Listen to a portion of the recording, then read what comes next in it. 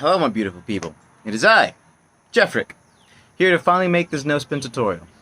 Quick thing to go over, I am not this super high tier skill person. This is just no spin on how I understand it and how I have come to learn to do it myself. There's a lot of ways to do the same thing, so I mean, potato tomato. Now, let's go over a few things first. First off, we're going to go on the actual knife itself, the weight, and the shape. Personally, I think it's a lot easier to throw knives whenever they have a very nice, sleek profile on the back. No awkward shapes like that. You could no spin this, but these little ridges here, even the shape on the handle, would make it a pain in the ass to say the least. So I prefer something with a nice smooth back. Second, the heavier the knife, again in my opinion, within reason, the easier it is to throw. So if you take this, it's got a good bit of weight, versus this bullseye from Academy, a lot lighter. It has a little bit of an awkward shape, but that's not too bad. It's mostly the weight on this one that makes it a pain to throw, if we're doing no spin at least. Now, let's go on to the grip. I have a couple of ways that I like to hold the knife whenever I'm doing no spin. It goes from taking your index finger, putting it relatively centered on the spine, finding your center, index finger. I like to wrap around the bottom, and then thumb pressed flat against the side, here. The other one is relatively the same. The only thing is this finger here, right there. Everything else is the same. Now, the way no spin works is, as you throw, the finger in the back is going to be gliding along the spine, potentially even, depending on how far you're going, or the weight of the knife, pushing back on the hilt, so that it counteracts that spin. Sound good? As you start getting some more distance, for me at least, I start to grab higher on the knife. So, if I'm within 5 to 6 feet, I'm about here. As I start to get further to about 11 to 12 feet, I will slide up higher. A huge thing though, that took me forever to figure out how to do correctly is wrist. When you're throwing, wrist has to stay straight. All the momentum comes from the initial swing. On the release, wrist stays straight. If you do this number, you're creating rotation, and, well, you're not going to be no spinning. Not a fun time. When using lighter knives, the thing that I've found that works really well for me, you give it the same grip, but you go very close to the hilt, to the very end. So for this knife, for example, instead of grabbing here, anywhere near the actual center, because it's so light, I'll grab it way by the back and give it a good bit of fingering. So here, whoop. And this is how I would throw. Load up, swing, wrist straight, and letting it roll off. Sound good?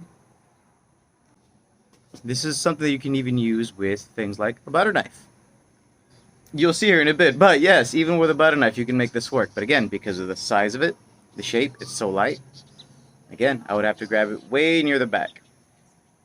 Now, one thing that I will do, depending on how light the knife is, or how far I'm going, I may adjust my finger. So, if it's relatively close, I may not do too much with this finger. It may stay relatively straight. If I'm going further, or if I'm using a knife that's really light, this will become this. So that as you go through, you have a lot more push, versus here letting it slide. To me, it's easier to just push here. And if it's good and light, you're going to want to do a lot of counter rotating. A few things that I've come across that I kept messing up on myself was something that'll happen is if you don't have your finger placed the entire time on the spine, and if you're not pushing straight out and forward, or even if you think you are, making your best attempt to do so, it will still not stick if your finger slides off to the sides. This has happened to me a lot, and it's one of the things that makes really thin knives a pain in the ass to throw, because it's very easy for your finger to slip off. As you start to get really far with your throws, or even you can still use it for relatively close distance, but one thing that I've seen people do is where I call it loading. When they come back on the swing, most of the weight will come onto that forefinger. There's not a whole lot going on with the hands, but most of the weight's here. And as they come through, they'll push through the force with their finger. And this is one that I've seen people use whenever they get in some really, really far no spin throws. I play with it a bit, not too much. I like to play with a lot of different grips and different ideas so that I find what works best for me. Because in my opinion, what works, works. If it doesn't spin and it sticks, it didn't spin and it stuck. So that's a no spin. Now, one of the things that I did a lot to make sure I was, for example, keeping my wrist straight, because in my personal opinion, keeping your wrist straight is the hardest part. Don't throw too hard to start if you're going to do this, because you definitely don't want this shit flying back at you if you're throwing it hard. But it's one thing that I did to help understand what I was doing and how it's supposed to feel is I would do my hold, I would wind back, and keep my eye on my hand the entire time, making sure my wrist stayed good and straight as I went through the motion and released. I made sure not to do this with a whole lot of force, simply because if I don't have my eyes where they need to be and this bounces back, not a fun time and it's terrifying. But that'll at least you start to get to give you the feel of whether or not you're flexing and what it's supposed to feel like. Something that I like to do a lot, for anything, not just knife throwing, is recording myself. There's a lot of things that you're doing that you don't know you're doing that you'll catch simply by recording yourself. With the knife too, there's a lot of things that the knife may be doing that you don't know it's happening.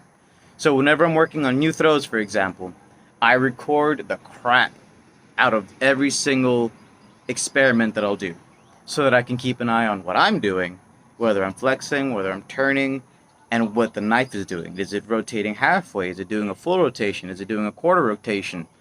And with that, you can make the adjustments that you need.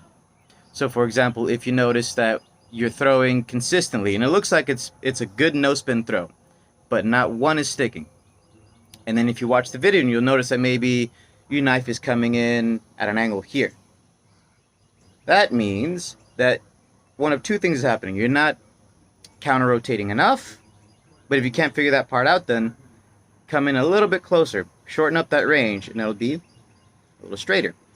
Or on the other end, if you notice that the knife is hitting here, that means you're either counter rotating too much, or you need to bring back your range a little bit more so that it actually lands where it needs to.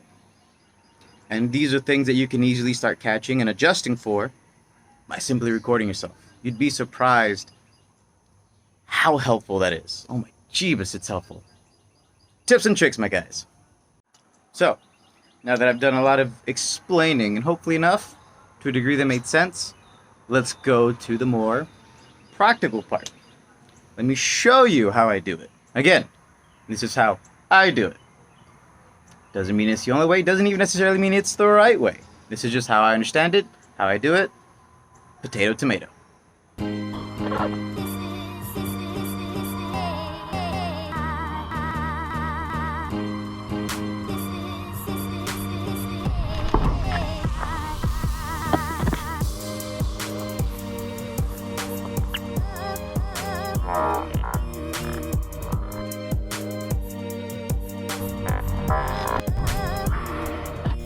Here's a bit of a frame of reference. Most throws will be done at roughly 5 to 6 feet.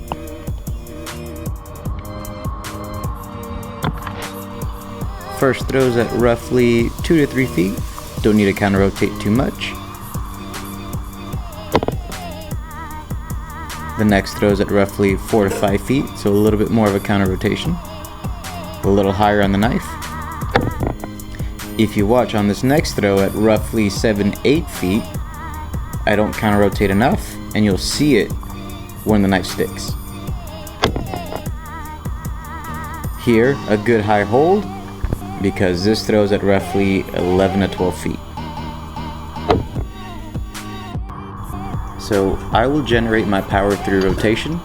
I'll take my lead arm, swing it through, and then my throwing hand will follow straight behind.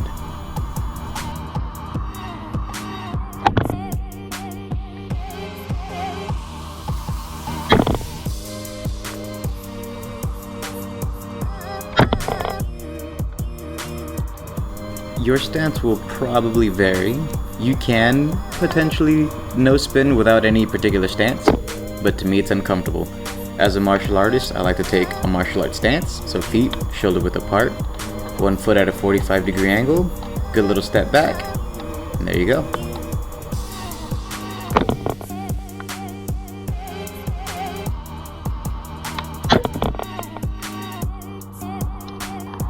And here we can see what I was talking about in terms of weight change and the grip that goes with it.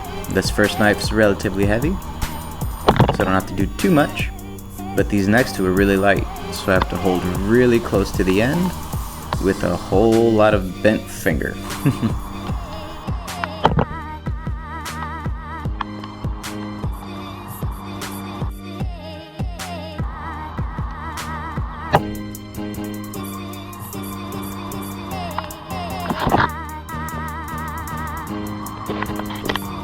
And if you can manage to hold it correctly, this will work with just about anything, including forks. It's just really awkward.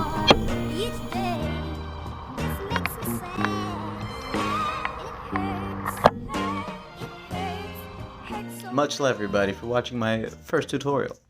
Not a very good editor. That is apparent.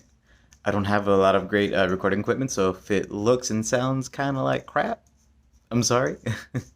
Hopefully with time, assuming we continue this, it'll get better.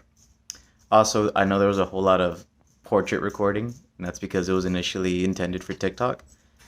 So, I'm sorry about that. But if I do more tutorials, I'll be sure to fix it so it doesn't look so odd here on YouTube. Thanks, guys. I'll see you this in. Also, let me know what you think.